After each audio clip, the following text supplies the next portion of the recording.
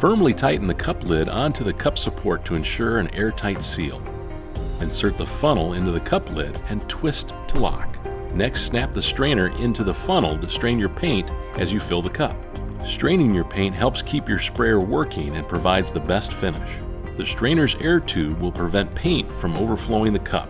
Fill the cup as follows. Watching the funnel, not the cup, slowly pour your paint into the funnel. When the paint stops draining down, the cup is full. If the paint stops draining but you can see the cup is not full, use a stir stick to scrape the captured debris on the top of the strainer until the paint resumes draining. With funnel and strainer still attached to the cup, pour any excess paint from the funnel back into the paint can. Remove the funnel and strainer from the cup and hook it on the edge of the paint can.